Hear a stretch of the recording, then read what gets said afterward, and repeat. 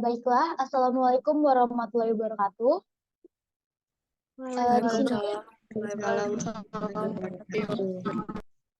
di sini kami dari kelompok 4 akan mempresentasikan mengenai poin-poin yang kami rangkum tentang pembahasan pelaporan berkelanjutan, sejarah, kerangka kerja, dan regulasi yang telah kami susun dalam makalah yang dimana dalam kelompok kami berisikan 17 anggota, yaitu yang pertama ada Yasmin, selanjutnya Gevira, dengan saya sendiri Intan, lalu ada Sapira, Debbie, Yola Febiola, lalu ada Siti Adira, Naura, Marsha, Ika, Valia, Diva, Reza, Faiza, Desti, Elisa, dan Lulu.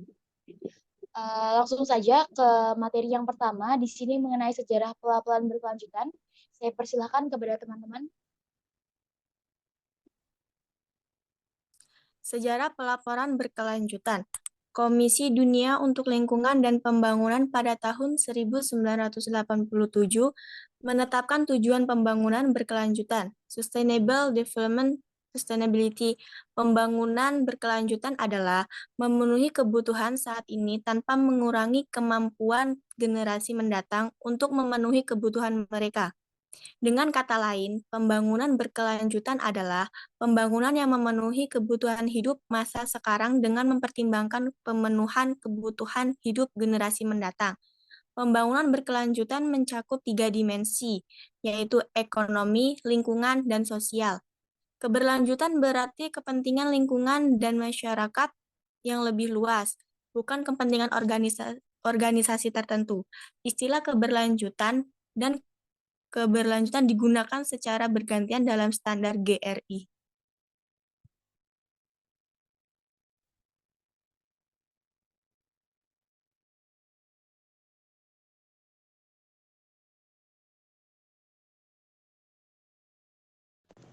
Selanjutnya ada karakteristik pelaporan keberlanjutan. Pelaporan keberlanjutan merupakan proses menyampaikan informasi tentang dampak sosial, lingkungan, dan ekonomi suatu organisasi kepada pemangku kepentingan. Pelaporan keberlanjutan melibatkan pengungkapan praktik dan kinerja perusahaan dalam bidang lingkungan sosial dan tata kelola atau ESG. Karakteristik utamanya meliputi transparansi, akurasi, komparabilitas, relevansi, kelengkapan, dan konsistensi.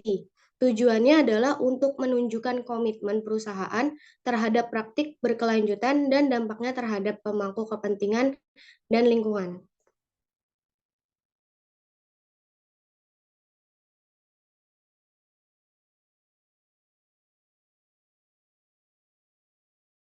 Karakteristik utama dalam laporan keberlanjutan itu ada transparansi. Transparansi yaitu baik untuk membantu membangun kepercayaan dan memungkinkan evaluasi yang objektif terhadap kinerja keberlanjutan suatu organisasi. Terus yang kedua itu ada akurasi. Akurasi yaitu untuk memastikan bahwa laporan memberikan gambaran yang tepat mengenai kinerja dana dampak organisasi terhadap aspek sosial, lingkungan, dan ekonomi. Terus yang ketiga itu ada komparabilitas. Komparabilitas itu kinerja kerja keberlanjutan antara perusahaan atau periode yang berada. Yang keempat itu ada relevansi.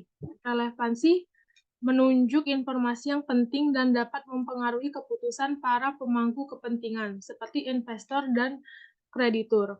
Yang kelima itu ada kelengkapan. Kelengkapan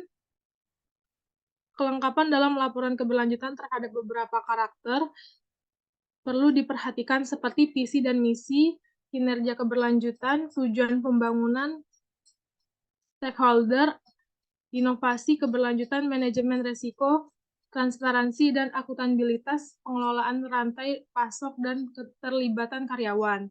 Terus yang keenam itu ada konsisten. Konsisten dalam laporan keberlanjutan mencakup menyajikan informasi secara teratur, mengikuti kerangka kerja yang telah ditetapkan dan mempertahankan gaya komunikasi yang seragam.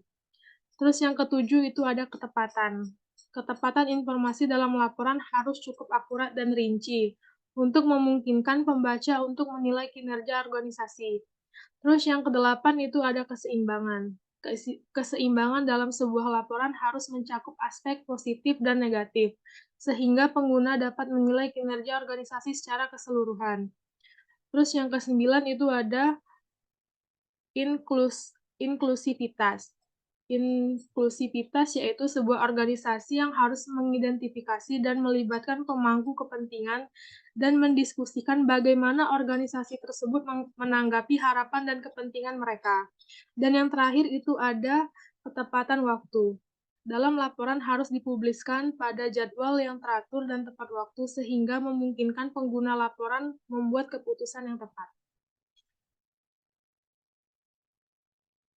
Baiklah, yang selanjutnya adalah standar dan kerangka pelaporan keberlanjutan, di mana tujuan dari kerangka pelaporan berkelanjutan adalah untuk mengubah isu-isu teoritis ke dalam tindakan nyata. Dan kemudian di sini ada 4 standar, yaitu kerangka pelaporan berkelanjutan yang umum itu mencakup yang pertama, standar inisiatif pelaporan global atau GRI, yang selanjutnya International Integrated Reporting Council atau IIRC, yang selanjutnya adalah Sustainability Accounting Standard Board atau SISB, yang selanjutnya adalah Carbon Disclosure Project atau CDP.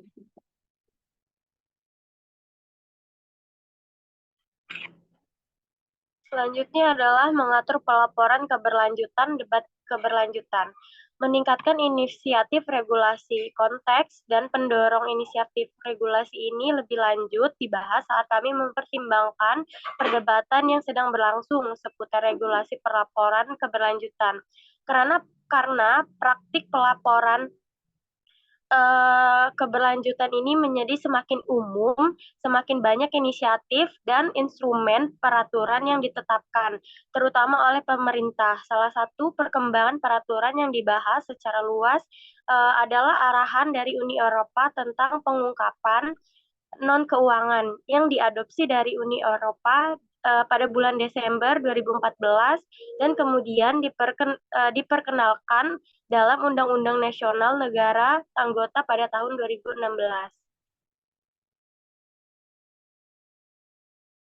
Baik, selanjutnya, haruskah pelaporan keberlanjutan diatur dan bagaimana caranya? Seperti halnya penetapan suatu ketentuan adalah relevan untuk menanyakan bagaimana pemerintah atau otoritas lain mengikuti apakah instrumen peraturan diikuti, dan apakah atas sanksi atau konsekuensi lain atas ketidakpatuhan. Secara umum, banyak instrumen masih cukup baru, dan karena itu tidak ditegakkan dengan tingkat keparahan yang sama seperti misalnya peraturan akuntansi keuangan.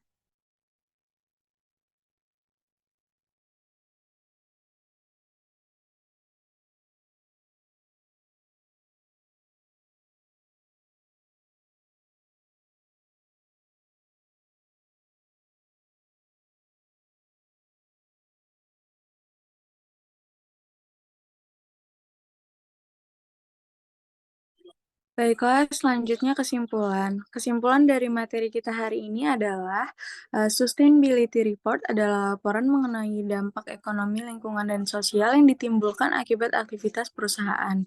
Sustainability Report atau laporan keberlanjutan merupakan laporan yang berisi informasi kinerja perusahaan pada aspek ekonomi, lingkungan, dan sosial yang dilakukan dalam periode 1 tahun. Sustainability report penting karena membantu perusahaan untuk mengukur dan meningkatkan kinerja masyarakat dalam mengelola dampak mereka terhadap lingkungan dan masyarakat. Nah, selain itu, sustainability report juga membantu perusahaan untuk memenuhi standar regulasi dan tuntunan stakeholder. Jadi manfaat pelaporan keuangan ini berstandar GRI sangat besar dampaknya terhadap suatu bisnis, yaitu yang pertama meningkatkan kinerja keberlanjutan, membangun kredibilitas sebagai korporasi yang berkomitmen dan efektif. Nah, penerapan sustainability report dapat mewujudkan nilai perusahaan di mana perusahaan yang memberikan penjelasan secara transparan tentang pelaporan keberlanjutan akan meningkatkan kepercayaan kepada pemangku kepentingan dan nantinya pemangku kepentingan tersebut akan berinvestasi di perusahaan. Jika sebuah perusahaan memiliki informasi keberlanjutan yang tidak lengkap, dapat menyebabkan asimetrik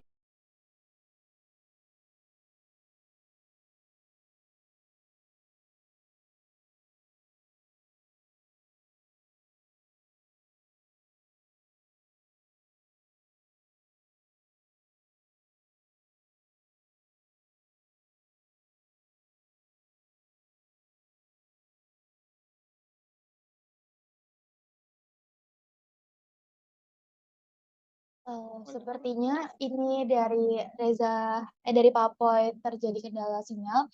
Saya akan membacakan, jika sebuah perusahaan memiliki informasi keberlanjutan yang tidak lengkap, dapat menyebabkan asimetris informasi antara manajer dan pemegang saham atas kegiatan keberlanjutan. Dengan hal itu, perusahaan seharusnya melaporkan sustainability report secara konsisten pada setiap tahunnya agar pemangku kepentingan memiliki informasi yang dibutuhkan untuk mengambil keputusan. Sekian adalah presentasi dari kelompok kami mengenai pelaporan berkelanjutan, sejarah, kerangka kerja, dan regulasi. Lebih kurangnya kami mohon maaf. Jika ada kesalahan kata, kami juga mohon maaf. Terima kasih. Assalamualaikum warahmatullahi wabarakatuh.